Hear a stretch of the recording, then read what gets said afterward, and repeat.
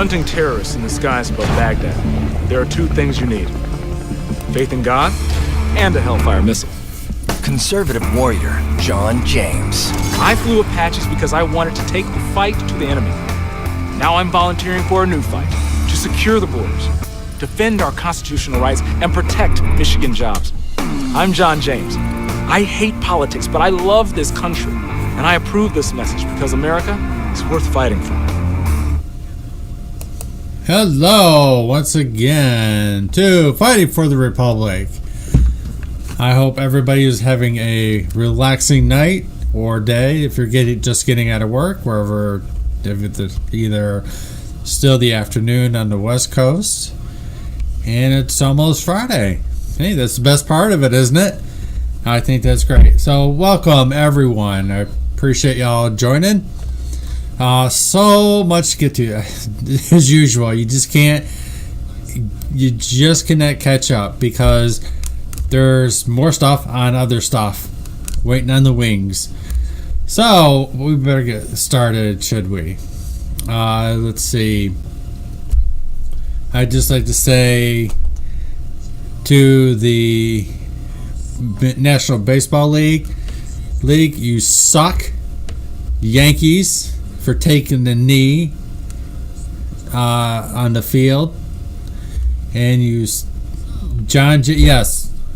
Let's make sure anybody who's in Michigan, please support John James for Senate. He is a good guy. He's got great ideas. He's got the experience and the military.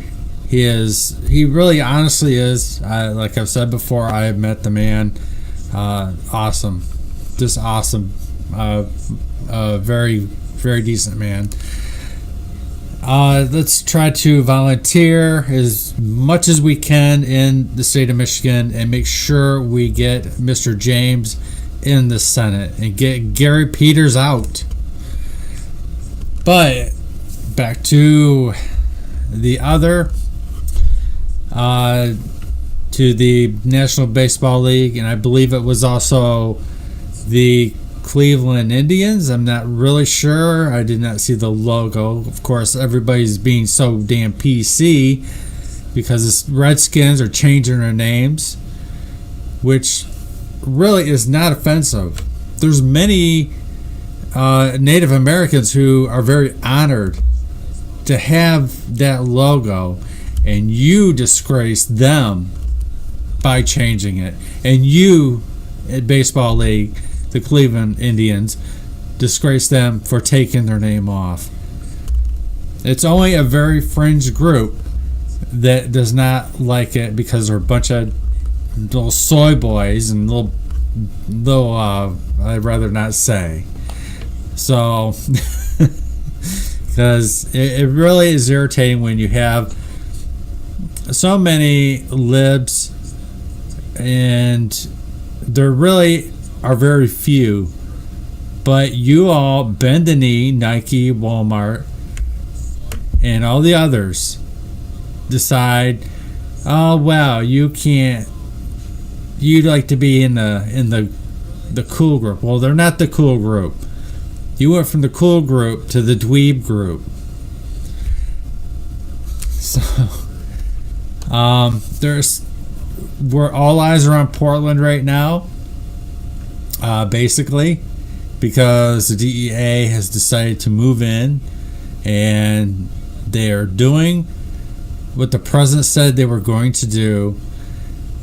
But first, we have more of the Chinese, and they are PC cowards. This is exactly right. They're a bunch of cowards.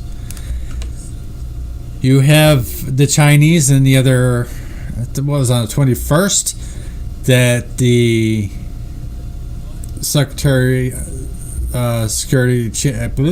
Ministry of State Security had made an announcement on some charges. Let's take a look. Security cyber matter. The U.S. Attorney's Office for the Eastern District of Washington The National Security Division have charged 2 Chinese hackers working with the Chinese Ministry of State Security, including the Guangdong State Security Department, GSSD, of the MSS, with a sweeping global computer intrusion campaign. In making this announcement, I'm joined today by Dave Bowditch, Deputy Director of the FBI, Bill Hislop, U.S. Attorney for the Eastern District of Washington, and Raymond Duda, Special Agent in charge of the FBI's Seattle Field Division. The campaign targeted intellectual property and confidential business information held by the private sector, including COVID-19 related treatment, testing, and vaccines. The hackers also targeted the online accounts of non-government organizations and individual dissidents, clergy, and democratic and human rights activists in the United States, China, and Hong Kong. Targeted industries included high-tech manufacturing, medical device, civil and industrial engineering, business, educational, and gaming software, solar energy, pharmaceuticals, and defense. According to the indictment, these malicious cyber activities began more than 10 years ago and were ongoing as of the date of the indictment. During that time, the hackers stole terabytes of data from hundreds of targets, establishing themselves as a prolific threat to U.S. and foreign networks. The activities outlined in the indictment are concrete examples of 2 concerning trends. First, and one we've seen for some time, China is using cyber intrusions as part of its rob, replicate, and replace strategy to technological development. Second, and one that is perhaps less appreciated by the public and international partners, China is providing a safe haven for criminal hackers who, as in this case, are hacking in part for their own personal gain, but willing to help the state and on call to do so. As the indictment shows, the hackers targeted technology companies in countries with high technology industries, including in Australia, Belgium, Germany, Japan, Lithuania, the Netherlands, Spain, South Korea, Sweden, the United Kingdom, and here in the United States.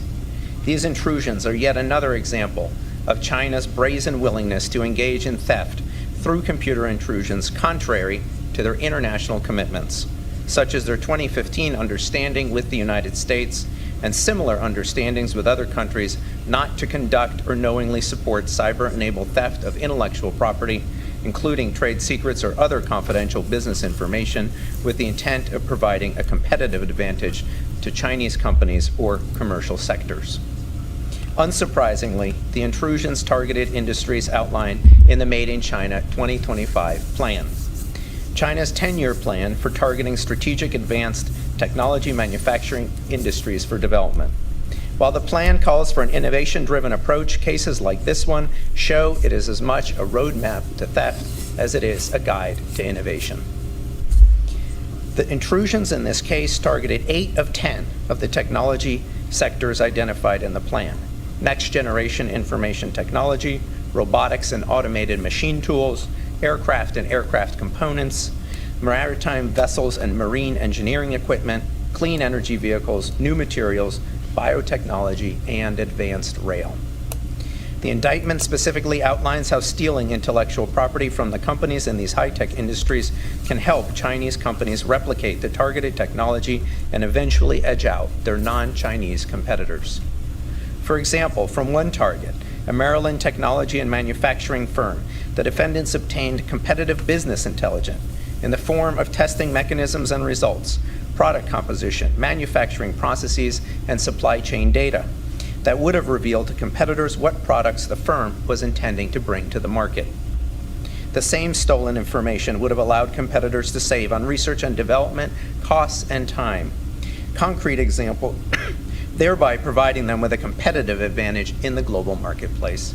Concrete examples of stolen research and development data include a Massachusetts pharmaceutical company which suffered the theft of the chemical structure of and the engineering processes for anti-infective agents, and a California pharmaceutical company which suffered the theft of the chemical structure of and testing data for the treatment for a common chronic disease. The business context for some of these intrusions is also noteworthy.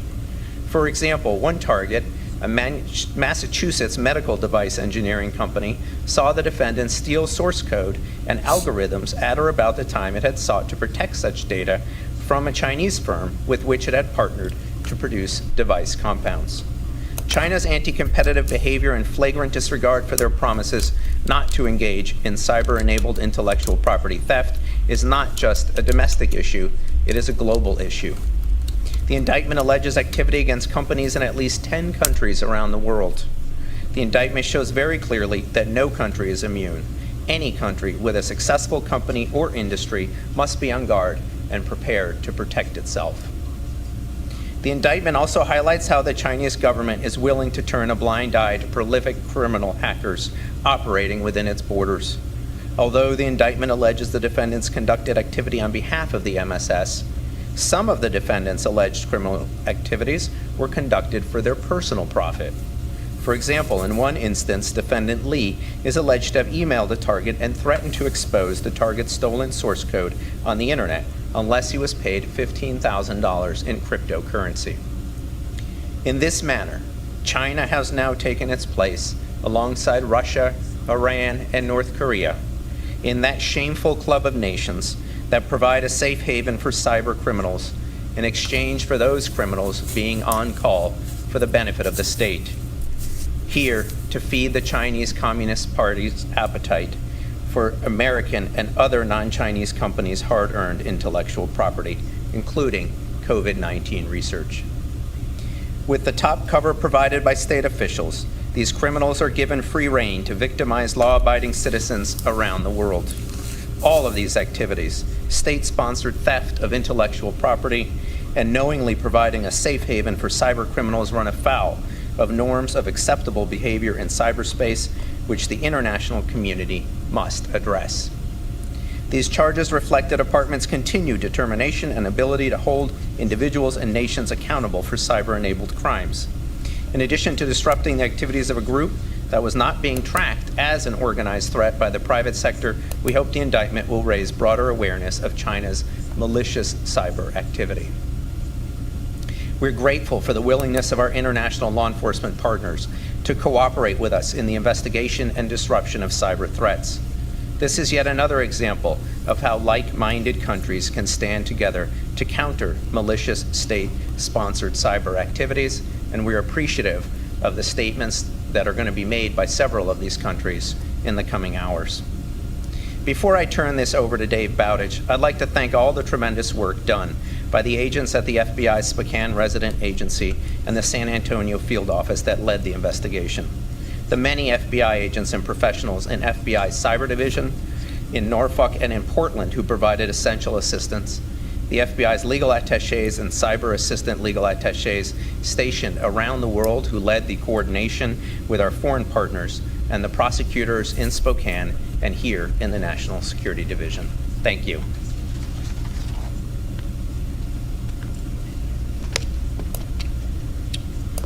Thank you, John. Good morning. As Director Wray said in his recent speech at the Hudson Institute, the greatest long-term threat to our nation's information, intellectual property, and its economic vitality is the counterintelligence and economic espionage threat from China. China is determined to use every means at its disposal, including the theft of intellectual property from U.S. companies, its laboratories, and our universities to degrade the United States' economic, technological, and military advantages. The scale and scope of the hacking activity sponsored by the PRC intelligence services against the U.S. and our international partners is unlike any other threat we're facing today. But China's hacking of foreign companies to benefit Chinese state-owned enterprises is only part of their playbook. We're bringing these charges today to put the Chinese leaders directing these cyber attacks on notice. There are serious consequences and risks for stealing our technological and our intellectual property. Even as we stand here today, China is facing degradation of its image on the world stage as a trusted partner. Other nations partnering with China in economic development projects should closely consider their alliances with a country that has so little regard for international law. These hackers, directed by the Chinese intelligence services, have targeted and continue to target companies and laboratories in countries throughout the world. China uses its economic influence to pressure those countries not to publicly expose or to challenge their illegal actions. China steals intellectual property and research which bolsters its economy. And then they use that illicit gain as a weapon to silence any country that would dare challenge their illegal actions. This type of economic coercion is not what we expect from a trusted world leader. It is what we expect from an organized criminal syndicate. Cybercrime is a major threat to our national security, and it's growing each and every day. At the FBI, we're tackling this problem the same way we've successfully addressed other types of crimes throughout our history, through deterrence. And we're doing that by identifying the perpetrators of cybercrimes and making every effort to hold them accountable to the rule of law. Through investigation and attribution, our cyber division investigators, our special agents, analysts, and linguists, and our assistant United States attorneys throughout the country impose those consequences, not just on the hackers themselves, but also on the individuals and the institutions directing those hackers and facilitating those actions. Indictments are just one way we do that. I am proud of the tenacity of the FBI agents and their counterparts, whether they be analysts, linguists, or otherwise, as well as the assistant United States attorneys who doggedly pursued these perpetrators. By indicting Dong and Li, we're condemning their actions and those of the MSS officers at the Guangdong State Security Department who provided them material support and direction. Unfortunately, China does not just use its hackers to target R&D or intellectual property. As we demonstrate in the indictment, China is also willing to use their intelligence services' cyber capabilities to target Chinese dissidents, which are outside of China, and protesters supporting democracy and human rights in Hong Kong. I want to make one important point, which is the same one I've made many times before. Our concern is not with the Chinese people or the Chinese Americans. Our concern is with the Chinese government and the Chinese Communist Party. Confronting this threat effectively does not mean we should not do business with China. It does not mean we should not host Chinese students or welcome Chinese visitors or coexist with China as a country on the world stage. It does mean that when China violates criminal laws and international norms, we will not tolerate it. We're going to hold them accountable. We'll use our unique authorities, our experiences, and our capabilities with the help of our partners both at home and abroad to fight this threat each and every day. Thank you.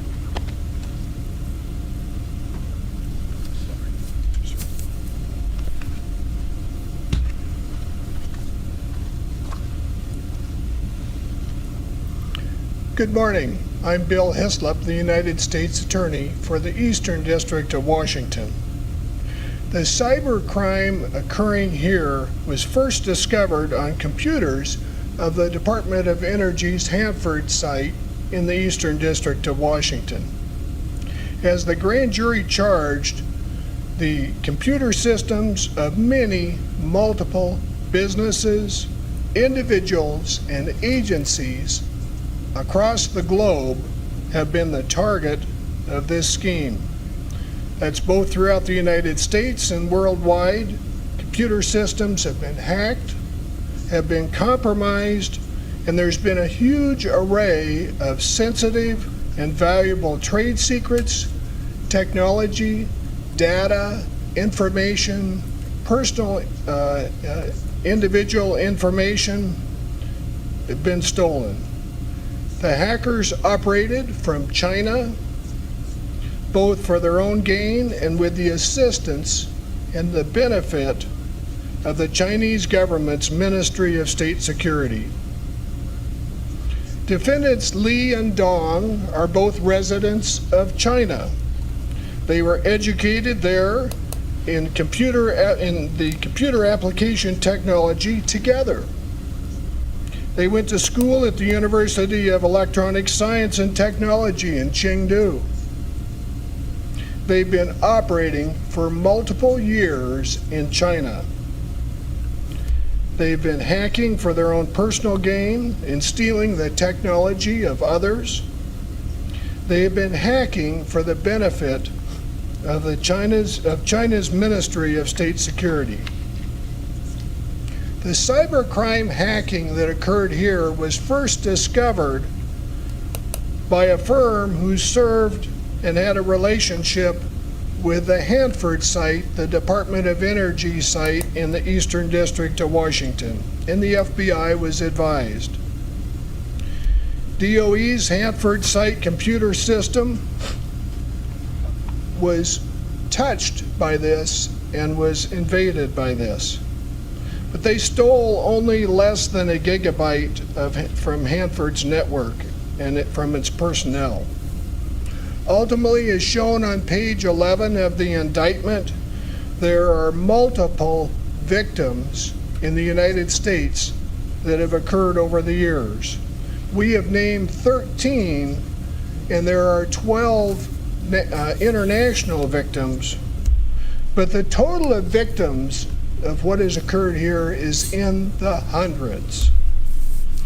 The victims, as Assistant Attorney General Demers said, include high-tech manufacturing, civil, industrial, and medical device engineering firms, business, educational, and gaming software development, solar energy, pharmaceutical, and most recently, they have gone after the vulnerabilities, if they can find them, in networks of biotech and other firms known for COVID vaccines, treatments, and testing technology.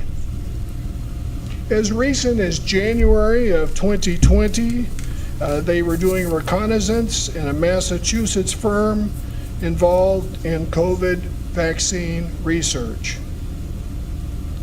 Likewise, they did the same for a Maryland firm involved in biotech research and looking for a COVID vaccine.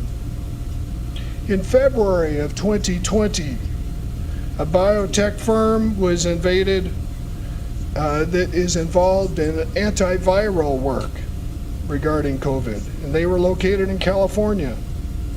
And most recently, on May 12, 2020, they sought vulnerabilities in another California firm doing diagnostic work dealing with COVID test kits.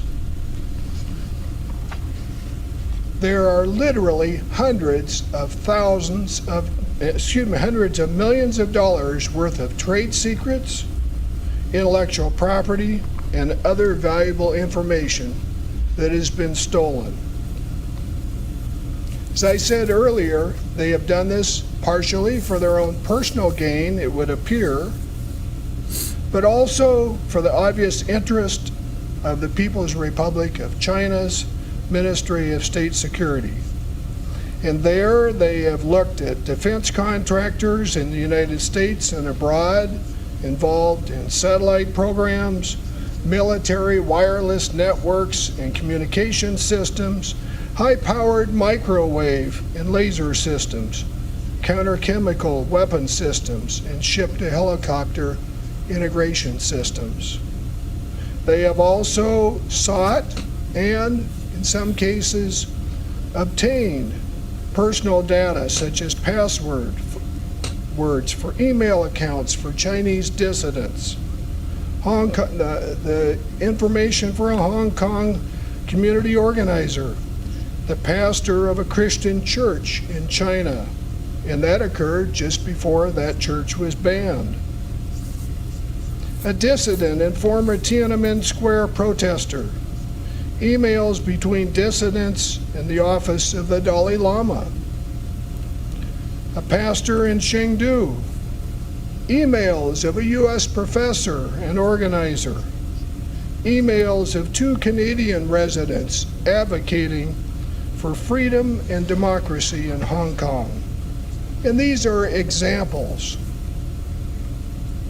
This prosecution and this indictment that was returned recently by the grand jury in the Eastern District of Washington is occurring as a result of the combined, unwavering efforts of the National Security Division here at the Department of Justice, of the attorneys and staff of the United States Attorney's Office for the Eastern District of Washington, and the Federal Bureau of Investigation, whose staff and personnel are absolutely superlative. Together, we seek justice for these victims and others affected by this unlawful activity, and we intend to prosecute these defendants for their alleged crimes. Thank you very much.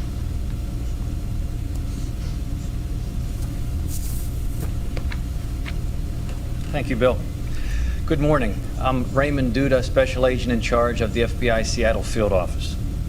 Today marks an important step in the FBI's efforts to combat what Director Wray commented is the greatest long-term threat to the United States intellectual property. The indictment unsealed today is the result of a multi-year investigation and represents some of the finest work the FBI is doing to counter the cyber threat posed by China. The intrusion set described in the indictment has long been considered one of the most prolific group of hackers we've investigated. The 2 defendants have been using their technical expertise to hack computer networks for years. They have been able to gain access to networks around the world encompassing victims in business, government, and academia. The value of the information and intellectual property stolen by these defendants totals in the hundreds of millions of dollars. The investigation of these 2 men was extremely complicated. These individuals took steps to conceal their actions to make it more difficult for victims and law enforcement to recognize and identify their nefarious activities. They researched potential victims ahead of time, frequently using an application called China Chopper, an application frequently used by hackers in China, and were able to gain unauthorized access into victims' networks. In one instance, as was mentioned, the defendants brazenly attempted to extort a victim company, something rarely seen when investigating state actors. The information and intellectual property stolen was not always for their own personal gain. In many instances, the defendants were targeting organizations which were of direct interest to the government of China. These included technology, engineering, and defense companies, as well as the biotech firm who is known to be working on a vaccine for COVID-19. This case highlights the efforts being taken by the FBI and our partners to counter the threat posed by China to the economic and national security of the United States.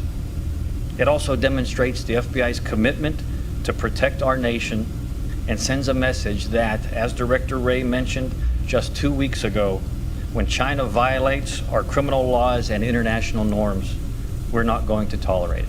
Thank you very much.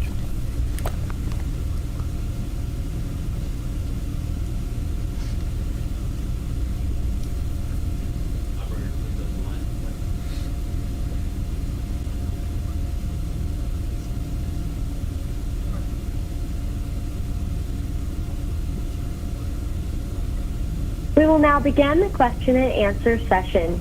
To ask a question, you may press star then 1 on your touch-tone phone. If you are using a speakerphone, please pick up your handset before pressing the keys.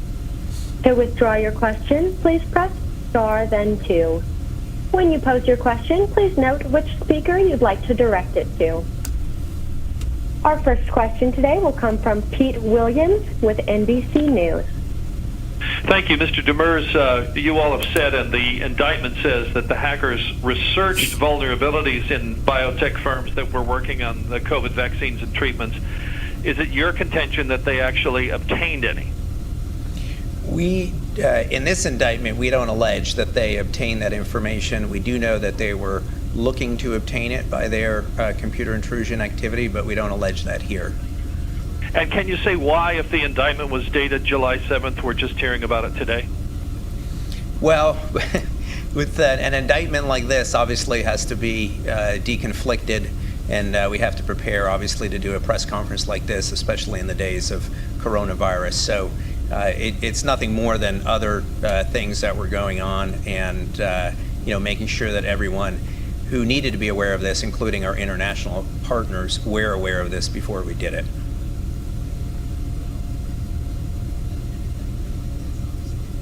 Our next question comes from Eric Tucker with the Associated Press. Hi, this question is for John or anyone else who wants to take it. You mentioned a little bit about the notion that these two hackers were in it for their own personal profit, but also directed or sponsored by intelligence service in the government there. Can you talk a little bit more in more detail about the nature of that relationship and how that worked and what the connection was? Well, as I said, thanks, Erica, this is something we've seen in cases involving Russia, Iran, and North Korea, where basically criminal hackers are given safe harbor because they're also doing work, on behalf of the intelligence services of a country here, the MSS. So you can see by a variety of the hacks that they did, of the computer intrusion activity they did, how they were being directed by the government. Obviously, extorting somebody for cryptocurrency is not something that the government is usually interested in, but nor are criminal hackers usually interested in human rights activists and clergymen, et cetera. So you could see what we call this blended threat in cyber vocabulary. I don't know, David, if anyone else wanted to say something.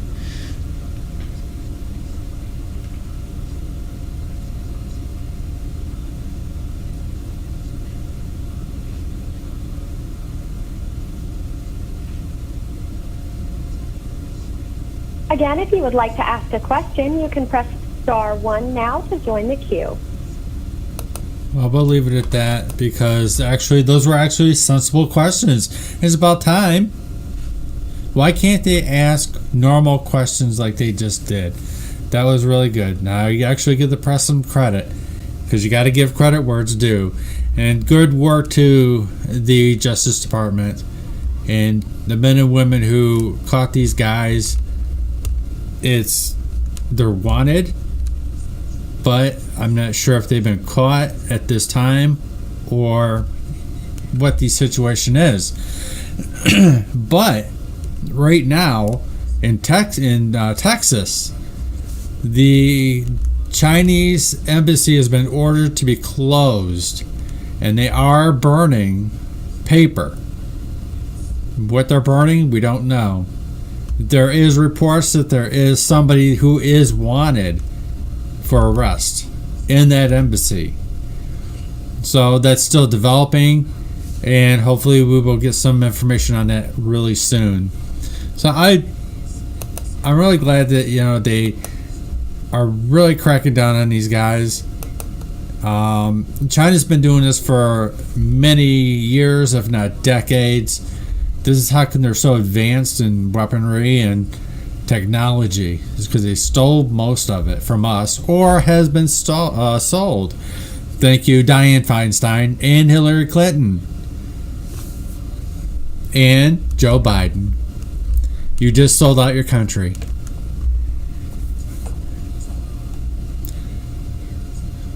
So in other news, the Chinese consulate in San Francisco is harboring a military elite researcher wanted for visa fraud, says the FBI.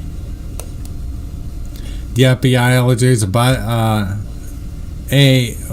biology researcher who lied about her connections to the Chinese military in order to receive U.S. visa is avoided arrest by taking refuge in the Chinese consulate in San Francisco.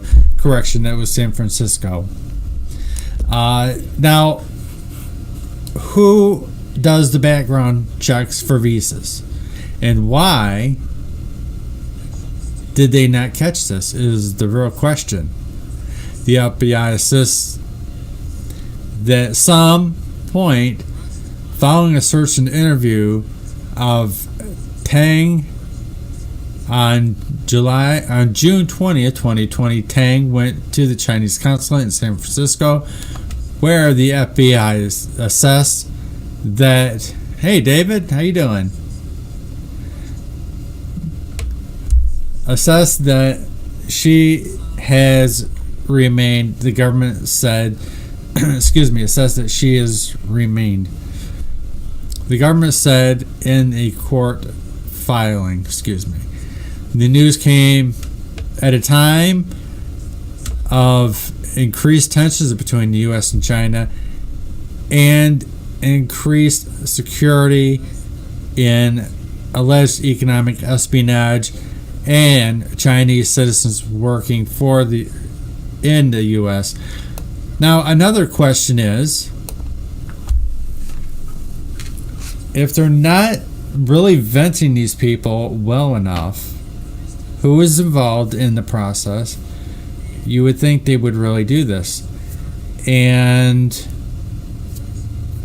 another question is that this is nothing new. The Chinese government has been, as I just said, been conducting this type of cyber warfare, if you will, and espionage for many decades. The FBI alleges that a research facility in a biology has lied about her. Okay, we already did that. According to court filings, Tang John was issued a non-immigrant visa last fall to conduct research at the University of California, Davis, but the FBI agents found photos of her military uniform on the internet. By interviewing her on June 20 about her visa application, she said she had never served in the military and was not a member of the Chinese Communist Party. The filing say. After the encounter with the FBI, she headed to the San Francisco consulate, where she still stays. The FBI alleges the government brought federal charges against Tang for visa fraud on June 26. The FBI assessed that at some point, following a research interview of Tang on June 20th, 2020, Tang went to the Chinese. God, I hate when they write a story and they continue to tell the same paragraph every time. It's like a repeat. The filing came in a time of increased tensions in the U.S. God dang, people. Learn how to write a story.